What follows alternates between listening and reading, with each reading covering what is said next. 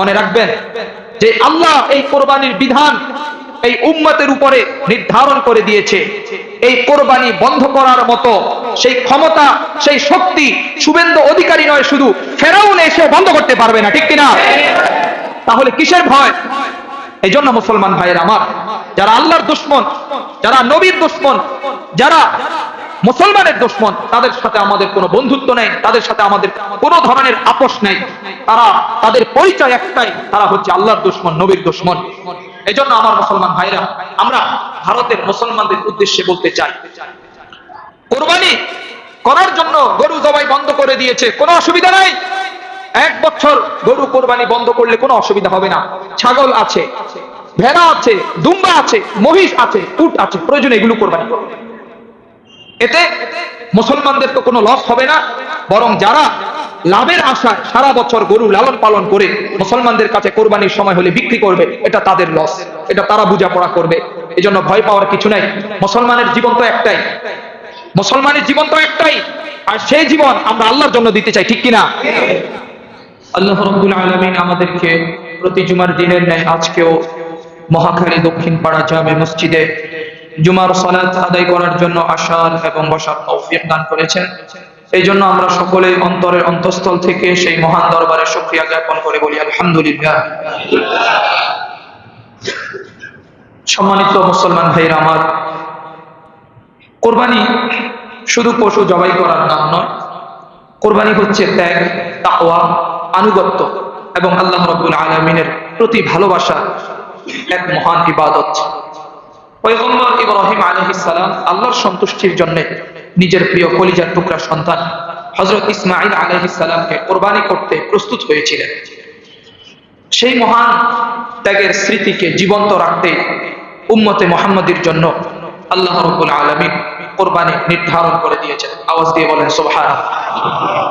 মুসলমান ভাইরা আমার, অনেক মানুষ কোরবানি করবে, কিন্তু সবার কোরবানি আল্লাহর কাছে কবুল হবে না। আবার এমন অনেক ভুল আছে, যে ভুলের কারণে এই মহান ইবাদত নষ্ট হয়ে যাবে, বাতিল হয়ে যাবে। তাই আমাদের জানার দরকার, কোন কোরবানি আল্লাহর কাছে কবুল হবে আর কোন কোরবানি সেই মহান দরবারে কবুল হবে না, এবং কোন ভুলের কারণে আমাদের এই মহান ইবাদত নষ্ট হয়ে যাবে।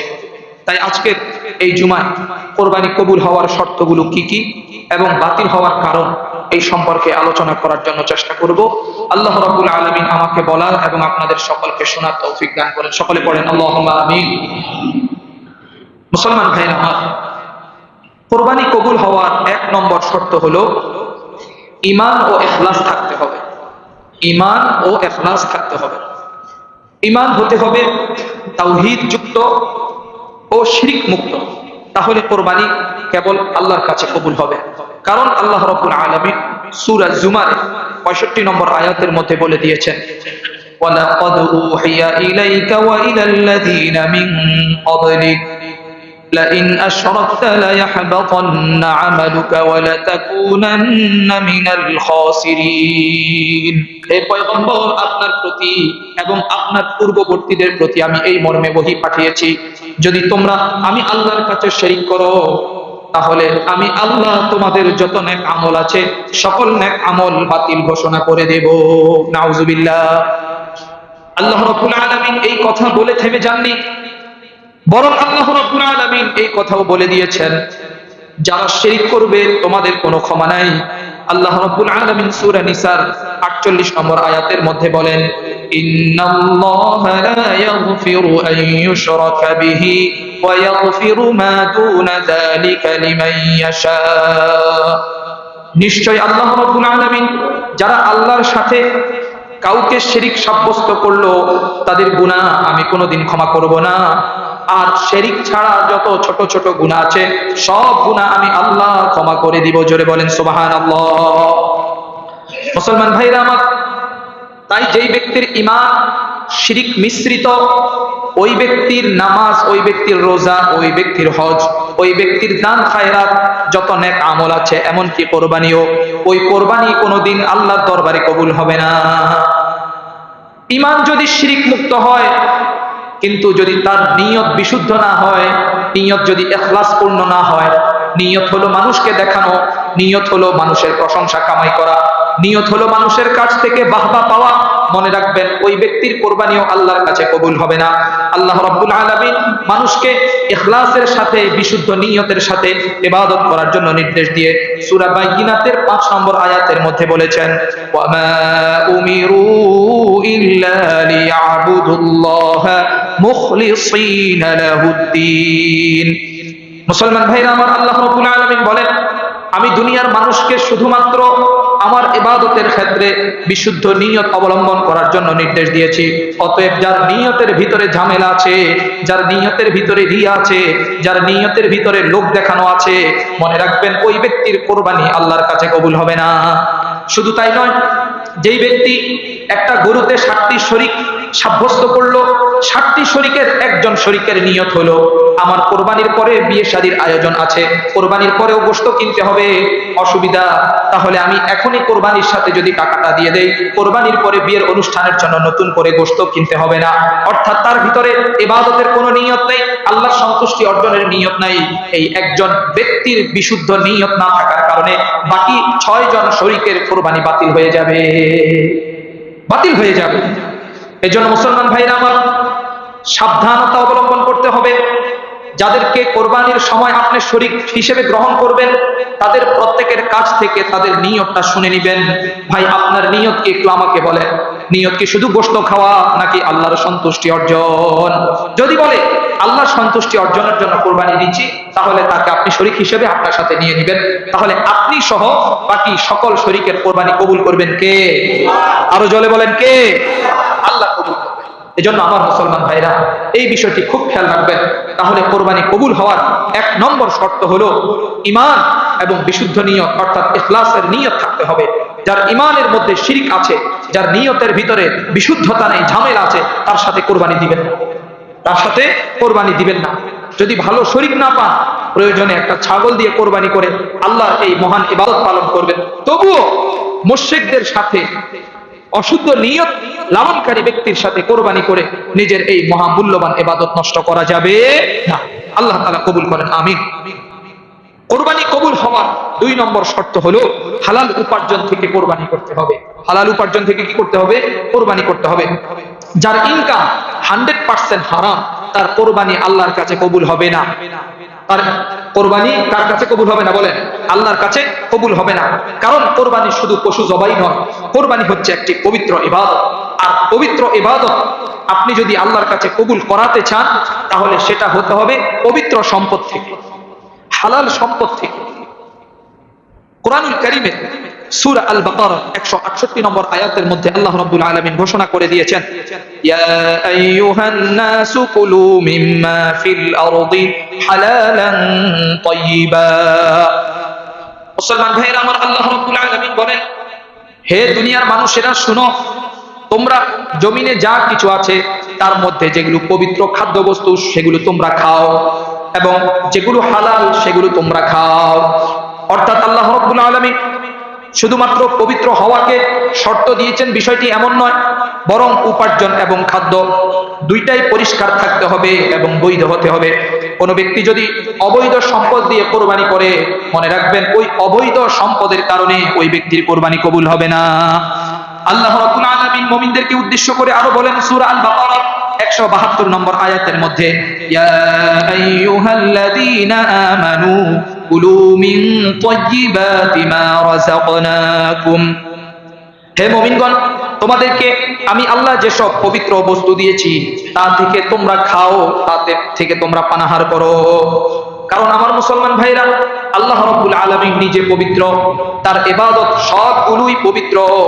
আর এই পবিত্র ইবাদত যদি করতে চান, তাহলে বান্দার অর্থ, বান্দার সম্পদ, বান্দার দেহ, বান্দার রক্ত, বান্দার মাংস সবকিছু পবিত্র থেকে হতে হবে। আল্লাহ নবী রাহমাতুল লিল আলামিন তিরমিজি শরীফের 2989 নম্বর হাদিসের মধ্যে বলেছেন, ইন্নাল্লাহা তাইয়্যিবুন লা ইউকবালু ইল্লা তাইয়্যিবান। নিশ্চয় আল্লাহ রাব্বুল আলামিন পবিত্র, আর আল্লাহ রাব্বুল আলামিন পবিত্র ছাড়া কোনো কিছু কবুল করেন না। এইজন্য মুসলমান ভাইরা আমার, আপনি যাকে আপনার একটা গরুর মধ্যে শরীক হিসেবে গ্রহণ করবেন, প্রথমে তার আয় রোজগার ইনকাম হালাল কিনা এই বিষয়টি আগে স্পষ্ট হতে হবে। মনে রাখবেন, যদি তার ইনকাম হারাম হয়, তার ইনকাম যদি ঘুষের ইনকাম হয়, তার ইনকাম যদি সুদের ইনকাম হয়, তার ইনকাম যদি প্রতারণার ইনকাম হয়, তাহলে এই ব্যক্তির সাথে কোরবানি দিলে ওই ব্যক্তির কোরবানি যেমন আল্লাহর কাছে কবুল হবে না, বাকি 6 শরীকের কোরবানিও আল্লাহর কাছে কবুল হবে না। কোরবানি কবুল হওয়ার 3 নম্বর শর্ত হলো শরীয়ত সম্মত পশু হওয়া। যেসব পশু দ্বারা কোরবানি করা জায়েজ, যেমন উট, গরু, মহিষ, ছাগল, ভেড়া, দুম্বা, এগুলো ছাড়া অন্য পশু দ্বারা কোরবানি হয় না।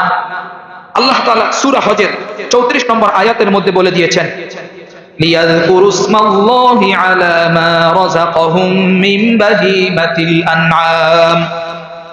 নিশ্চয় আল্লাহ রাব্বুল আলামিন নির্দেশ দিয়েছেন, তোমাদের গৃহপালিত চতুষ্পদ জন্তু যেগুলো আছে, যেগুলো আল্লাহ রাব্বুল আলামিন তোমাদেরকে রিজিক হিসেবে দান করেছেন, সেই পশুগুলো জবাই করার সময় যেন আল্লাহ রাব্বুল আলামিনের নাম উচ্চারণ করা হয়।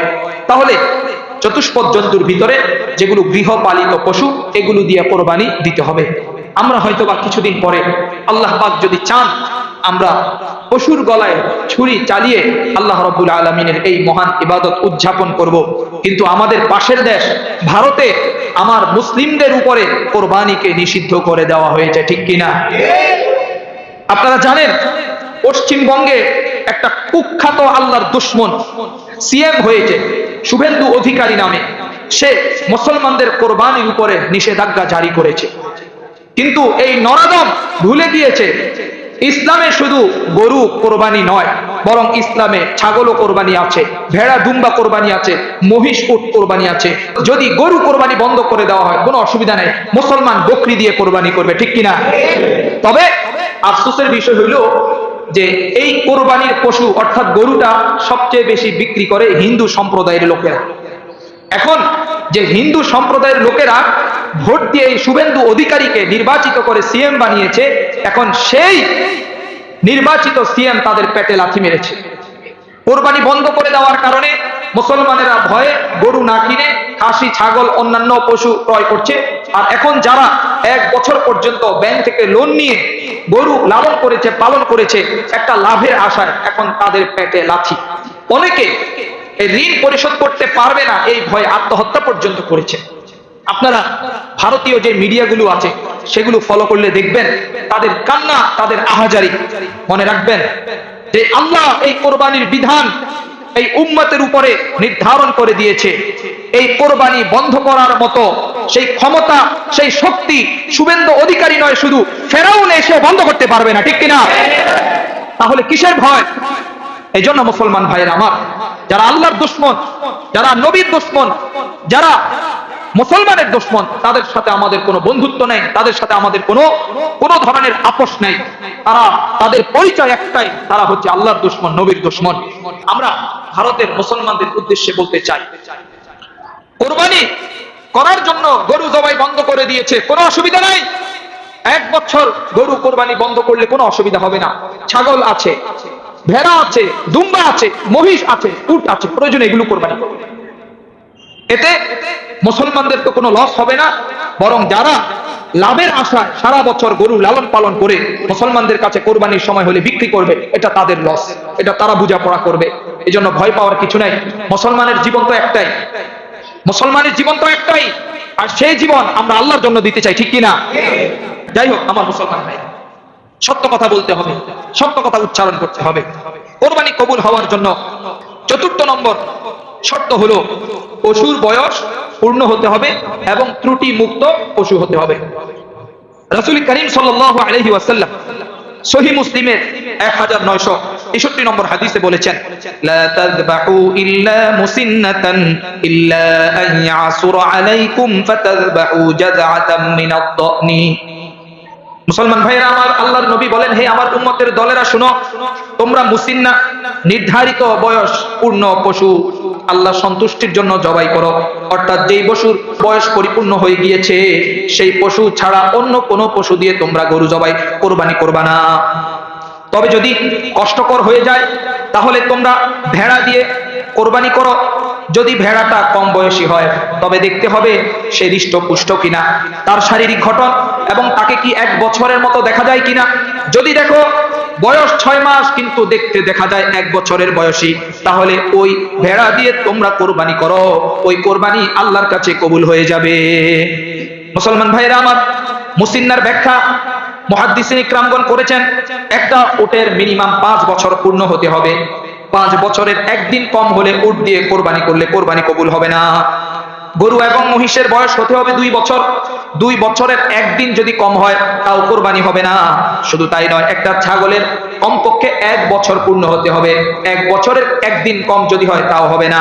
আর ভেড়া দুম্বার ক্ষেত্রে অপশন আছে, যদি 6 মাসের ভেড়া দুম্বা দেখতে 1 বছরের মতো দেখা যায়, তাহলে ওই ভেড়া দুম্বা দিয়ে কোরবানি করলে ওই কোরবানি আল্লাহর কাছে কবুল হয়ে যাবে। সুবহানাল্লাহ। মুসলমান ভাইরা আমার, পশুর শুধু বয়স পূর্ণ হলে চলবে না, পশুটা ত্রুটি মুক্ত হতে হবে। কেমন ত্রুটি মুক্ত? নাসাই শরীফের 4370 নম্বর হাদিসের মধ্যে বলেছেন, আরবাউন লা তাজুজু ফিল আদাহি। ও আমার উম্মতের দলেরা শুনো, আল্লাহর নবী বলেন 4 ধরনের পশু, এই পশুগুলো দ্বারা কোরবানি করলে কোরবানি হবে না। আল আওরাউল বাইয়িনু আওয়ারুহা, 1 নম্বর স্পষ্ট কানা পশু, যে পশুটা কানা ওই পশু দিয়া কোরবানি করলে কোরবানি হবে না। ওয়াল মারিয়াতুল বাইয়িনু মারাদুহা, যে পশুটা স্পষ্ট রোগাক্রান্ত তার দ্বারা কোরবানি করলে কোরবানি কবুল হবে না। ওয়াল আরজাউল বাইয়িনু যালউহা, এবং যে পশুটা স্পষ্ট খোড়া পশু ওই খোড়া পশু দিয়ে কোরবানি করলে হবে না। আল্লাহ নবী আরো বলেন, ওয়াল কাসীরাতুল্লাতী লা তুনকি, এমন দুর্বল পশু যার হাড়ের ভিতরের মজ্জা পর্যন্ত শুকিয়ে গিয়েছে, ওই পশু দিয়ে কোরবানি করলে কোরবানি হবে না। মুসলমান ভাইরা আমার, এইজন্য আপনারা সাবধানতা অবলম্বন করতে হবে। আমাদের বাংলাদেশের বাজারগুলোতে প্রতারকের সংখ্যা কম না বেশি? অনেক বেশি। আপনি দেখবেন অ্যান্টিবায়োটিক ব্যবহার করে ইনজেকশনের মাধ্যমে পুশ করে একটা ক্ষীণ গোশত ছাড়া গরুকে একেবারে ফুলিয়ে দিয়েছে, এটা চড়া দামে বিক্রি করার জন্য। এটা প্রতারণা। আবার এমন কিছু গরু আছে খুবই অসুস্থ, খুবই অসুস্থ, এগুলো পর্যন্ত বিক্রি করার জন্য নিয়ে আসে। তাহলে আপনারা সুস্থ, শক্তিশালী এবং হৃষ্টপুষ্ট এরকম গরু দেখে জবাই করবেন, গরু দেখে কোরবানি করার জন্য ক্রয় করবেন। মনে রাখবেন, আল্লাহ তাআলা যেমন সর্বশ্রেষ্ঠ মহান এক সত্তা, তার ইবাদতও কিন্তু শ্রেষ্ঠ। তাহলে তার জন্য যেটা উৎসর্গ করবেন সেটা কি মরা, দুর্বল, ক্ষীণ না শক্তিশালী? শক্তিশালী হতে হবে। 2 টাকা বেশি যাক, কোনো অসুবিধা নেই। 2 টাকা বেশি যাক, কোনো অসুবিধা নেই। তবে ভালোটা কোরবানি করার জন্য চেষ্টা করবেন। আল্লাহ তাআলা কবুল করেন, আমিন। কোরবানি কবুল হওয়ার জন্য 5 নম্বর শর্ত হলো নির্ধারিত সময়ে কোরবানি করতে হবে। নির্ধারিত সময় কি করতে হবে? কোরবানি করতে হবে। ঈদের আগে, অর্থাৎ ঈদের নামাজের আগে কোরবানি করলেও কোরবানি কবুল হবে না। এটা শুধু গোশত খাওয়া হবে। এবং কোরবানির নির্ধারিত যে টাইম, যে সময়, এই সময় অতিবাহিত হওয়ার পরে কোরবানি করলেও ওই কোরবানি আল্লাহর কাছে কবুল হবে না। এজন্য আমাকে টাইমের ভিতরে কোরবানি করতে হবে। টাইম বলতে আমরা জানি কোরবানির দিন অর্থাৎ 10 জিলহজ, 11 জিলহজ, 12 জিলহজ এবং 13 জিলহজ আসরের আগ মুহূর্ত পর্যন্ত। আসরের আগেই আপনারা কোরবানিটা করে ফেলবেন, তাহলে এই কোরবানি আল্লাহর কাছে কবুল হবে। তবে বিশুদ্ধ হাদিসের দ্বারা প্রমাণ হলো আল্লাহর কাছে সবচেয়ে প্রিয় কোরবানি হলো যেদিন কোরবানির দিন করা হয়। সুবহানাল্লাহ। কারণ সেই দিন কোরবানির চেয়ে প্রিয় আমল আল্লাহর কাছে আর কিছুই হতে পারে না। এজন্য আমরা চেষ্টা করব সেই দিনে কোরবানি করার জন্য। তারপরেও হয়ে যায় না অনেক সময় বিপদ আপদ, যার কারণে দেরি করতে হয়। তবে দেরি করলেও এই নির্ধারিত সময়ের ভিতরে আমাকে কোরবানি করতে হবে। কোরবানি কবুল হওয়ার 6 নম্বর শর্ত হলো আল্লাহর নামে জবাই করতে হবে। যদি কেউ ইচ্ছাকৃতভাবে আল্লাহর নামে জবাই না করে তাহলে তার কোরবানি হবে না। তার কোরবানি কি হবে না? অনেক সময় আমরা নাম নিয়ে ফাড়াফাড়ি করি যে হুজুর এই নামে, এই নামে, এই নামে। না, নাম হবে না, বলতে হবে পক্ষ থেকে। আপনারা আমাদেরকে যখন কাগজ দেন কোরবানি করার আগে, আপনারা এইভাবে লিখবেন, মোহাম্মদ আব্দুল করিমের পক্ষ থেকে, মোহাম্মদ আব্দুর রহিমের পক্ষ থেকে, মোহাম্মদ অমুকের পক্ষ থেকে আল্লাহর জন্য কোরবানি করবেন। এইভাবে বলতে হবে, পক্ষ থেকে বলতে হবে। কারণ আল্লাহর নবীর হাদিসের মধ্যে আসছে, আল্লাহর নবী সাল্লাল্লাহু আলাইহি ওয়াসাল্লাম মদিনা 2টি ভেড়া অথবা কাপশাইন দুম্বা কোরবানি দিয়েছেন। তো তখন আল্লাহর নবী বলেছেন, একটা হচ্ছে আমার পক্ষ থেকে, আরেকটা হচ্ছে আমার উম্মতের পক্ষ থেকে। সুবহানাল্লাহ। তাহলে আপনারা যখন আমাদেরকে কোরবানি করার জন্য বলবেন, গরু জবাই করার জন্য বলবেন, অনেকে কাগজ নিয়ে আসেন, আপনাদের ইমোশনাল, আপনাদের অনুভূতিটা আমরা বুঝি, এটা আমরা গুরুত্ব দেই, যদিও এটা খুব কাজের কিছু না, খুব বাধ্যতামূলক কিছু না, তারপরে মনের একটা প্রশান্তি। তাও ওই জায়গায় যে কথাটা লিখবেন সেটা হচ্ছে, আমার বাবা মোহাম্মদ অমুকের পক্ষ থেকে আল্লাহর জন্য কোরবানি। আমার বাবার নামে দিবেন হুজুর, আমার মায়ের নামে, আমার ভাইয়ের নামে, আমার নামে না, নাম হবে কার? আল্লাহর নাম হবে। এই বিষয়টা খুব খেয়াল রাখবেন। যদি আল্লাহর নাম ছাড়া অন্য কোন নামে কোরবানি দেওয়া হয়, তাহলে ওই কোরবানি হারাম, গোশত হারাম। যেমন দেখুন সূরা আনআমের 121 নম্বর আয়াতে বলেন, ওয়ালা তাকুলু, তোমরা ভক্ষণ করিও না, মিম্মা লাম ইউযকার ইসমুল্লাহ, আমি আল্লাহর নাম ছাড়া যদি অন্য কারো নামে কোরবানি দেওয়া হয়, তাহলে তোমরা ওই পশুর গোশত তোমরা ভক্ষণ করিও না। তাহলে দেখুন আল্লাহর নামে জবাই করাটা কত গুরুত্বপূর্ণ বিষয়, এই বিষয়টা আমরা খেয়াল রাখবো ইনশাআল্লাহ।